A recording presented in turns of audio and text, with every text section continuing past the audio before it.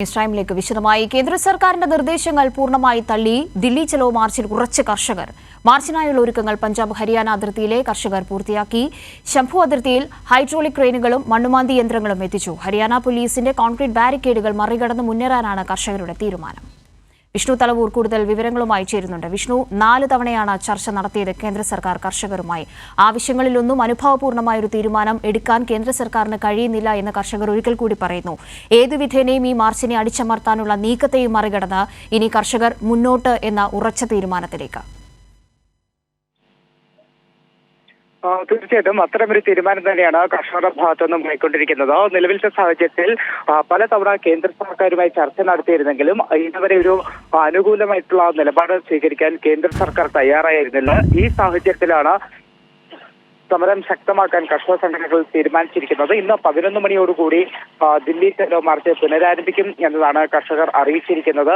നിലവിൽ പോലീസ് അടക്കം വലിയ ബാരിക്കേഡുകൾ, കോൺക്രീറ്റ് മതിലുകളൊക്കെ തന്നെ തീർത്തിട്ടുണ്ട്. ഇത് മറികടക്കുന്നതിന് വേണ്ടി ഇപ്പോൾ കർഷകർ മണ്ണുമാന്തി യന്ത്രങ്ങളടക്കം അതിർത്തിയിൽ സജ്ജീകരിച്ചിട്ടുണ്ട്. ശംഭു അതിർത്തിയിൽ അതിശക്തമായിട്ടുള്ള സുരക്ഷാ ക്രമീകരണങ്ങൾ തന്നെയാണ് ഒരുക്കിയിട്ടുള്ളത്. അതോടൊപ്പം ഒരു തീരുമാനം കൈക്കൊള്ളുന്നില്ല എന്നുണ്ടെങ്കിൽ മറ്റ് കർഷക സംഘടനകൾ കൂടി, ഹരിയാനയിലെ കർഷക സംഘടനകളും ഈ പഞ്ചാബിലെ സംഘടനകൾക്ക് പിന്തുണ പ്രഖ്യാപിച്ചുകൊണ്ട് സമരത്തിൽ അണിചേരും, സമരത്തിനിറങ്ങും എന്നതാണ് ഒരു താക്കീത് കേന്ദ്ര സർക്കാരിന് നൽകിയിരിക്കുന്നത്. എന്തായാലും അതിന്റെ അടിസ്ഥാനത്തിൽ തന്നെ ഇപ്പോൾ ശംഭു അതിർത്തിയിലെല്ലാം വലിയ തോതിലുള്ള സജ്ജീകരണങ്ങളും സന്നാഹങ്ങളും തന്നെയാണ് പോലീസിന്റെ ഭാഗത്തുനിന്നും ഉണ്ടാകുന്നത്. ഒരു തരത്തിലും കർഷകരെ അകത്തേക്ക് കടക്കാൻ അനുവദിക്കില്ല എന്ന നിലപാട് തന്നെ സ്വീകരിക്കുന്നുണ്ട്. അതോടൊപ്പം തന്നെയാണ് കർഷകർ ഈ ഒരു പോലീസിന്റെ ഇത്തരം നിയന്ത്രണങ്ങളെ മറികടക്കുന്നതിന് വേണ്ടിയുള്ള സജ്ജീകരണങ്ങൾ പോലീസിന്റെ ഭാഗത്തുനിന്നും കൃത്യമായി തന്നെ നടക്കുന്നുണ്ട്. അതോടൊപ്പം ഹരിയാനയിലെ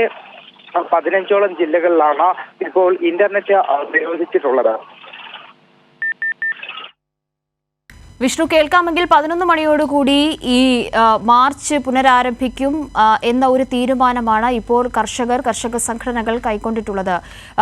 നേരത്തെ ഈ മാർച്ച് തുടങ്ങിയ ഒരു സമയത്ത് തന്നെ എങ്ങനെയും അടിച്ചമർത്താനുള്ള വലിയ നീക്കങ്ങളിലൂടെ കേന്ദ്ര സർക്കാർ മുന്നോട്ടു പോകുന്ന ഒരു സാഹചര്യമൊക്കെയും നമ്മൾ കണ്ടിട്ടുണ്ടായിരുന്നു. അതിൻ്റെ ഒരു തുടർച്ച ഇന്ന് ഉണ്ടാവുകയാണെങ്കിൽ അതൊരു പ്രക്ഷോഭത്തിലേക്ക്, ഒരു വലിയ പ്രതിസന്ധിയിലേക്ക് കാര്യങ്ങളെ കൊണ്ട് എത്തിക്കുമെന്ന കാര്യവും ഉറപ്പാണ്.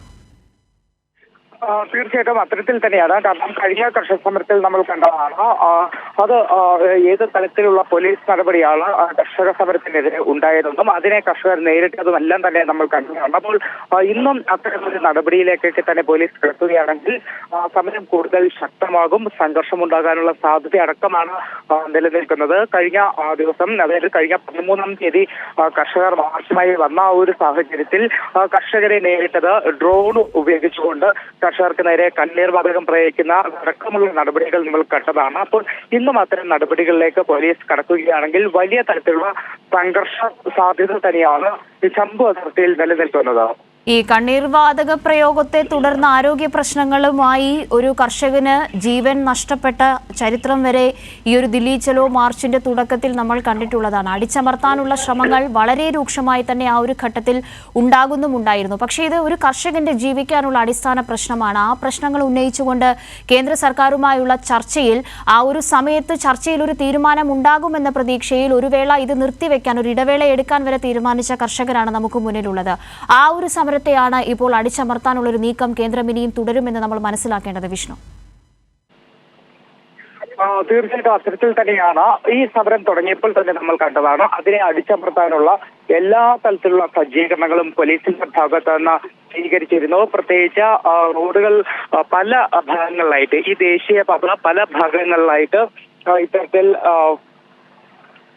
സിമന്റ് ബ്ലോക്കുകൾ ഉപയോഗിച്ചും കോൺക്രീറ്റ് ഉപയോഗിച്ചുകൊണ്ടും വലിയ തലത്തിലുള്ള ബ്ലോക്കുകൾ നിർമ്മിക്കുക, അതോടൊപ്പം ബാരിക്കേഡുകൾ, മുള്ളുവേലികൾ ഇതൊക്കെ ഉപയോഗിച്ചുകൊണ്ട് കർഷക സമരത്തെ അടിച്ചമർത്താനുള്ള നീക്കം തന്നെയാണ് നടക്കുന്നത്. ഇതിന് പുറമെ മറ്റൊരു കാര്യം, ഇത്തരത്തിൽ റോഡുകളിൽ കണ്ടെയ്നറുകൾ നിരത്തിയും ഇട റോഡുകൾ JCB ഉപയോഗിച്ചുകൊണ്ട് 10 അടിയോളം താഴ്ചയുള്ള കിടങ്ങുകൾ നിർമ്മിച്ചുമാണ് ഇട റോഡുകളിൽ തർക്കം സൃഷ്ടിച്ചിരിക്കുന്നത്. ഇതൊക്കെ തന്നെ കർഷകർ ഒരു കാരണവശാലും ദില്ലിയിലേക്ക് കടക്കരുത് എന്ന ഒരു ഉദ്ദേശത്തോടു കൂടി തന്നെയാണ് ചെയ്യുന്നത്. എന്തായാലും അത്തരം ഈ നിയന്ത്രണങ്ങളെയൊക്കെ തന്നെ മറികടന്ന് ഈ ഒരു ദില്ലിയിലേക്ക് കടത്തുമെന്ന് തന്നെയാണ് കർഷകർ വ്യക്തമായി തന്നെ നിലപാട് സ്വീകരിച്ചിരിക്കുന്നത്. അതിന്റെ അടിസ്ഥാനത്തിലാണ് 11 മണിയോടുകൂടി കർഷകർ അതിർത്തിയിൽ നിന്നും ശംഭു അതിർത്തിയിൽ നിന്നും ദില്ലിക്കകത്തേക്ക് കടക്കുമെന്ന് അറിയിച്ചിരിക്കുന്നത്.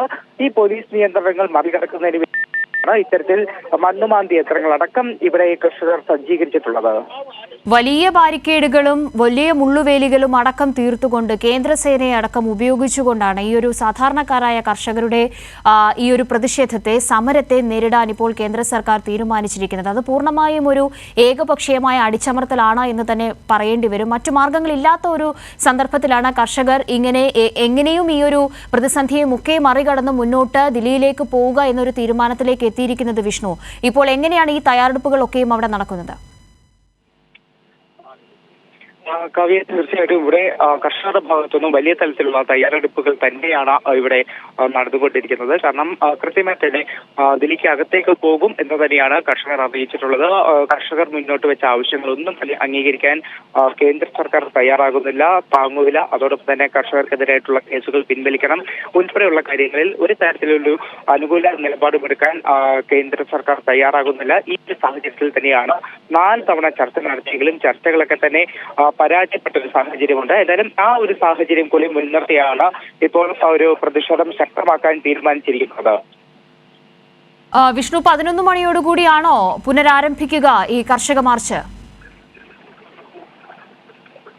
കാവ്യ, തീർച്ചയായിട്ടും 11 മണിയോടുകൂടി തന്നെയാണ് മാർച്ച് ആരംഭിക്കുക എന്നതാണ് അറിയിച്ചിരിക്കുന്നത്. അതിനു വേണ്ടിയിട്ടുള്ള തയ്യാറെടുപ്പുകൾ തന്നെയാണ് ഇപ്പോൾ ശംഭു അതിർത്തിയിൽ നമുക്ക് കാണാൻ സാധിക്കുന്നത്. കർഷക സംഘടനകളെല്ലാം തന്നെ ഇവിടെ എത്തിച്ചേർന്നിട്ടുണ്ട്. കർഷക നേതാക്കളും കർഷകരടക്കം ഇവിടെ എത്തിച്ചേർന്നിട്ടുണ്ട്.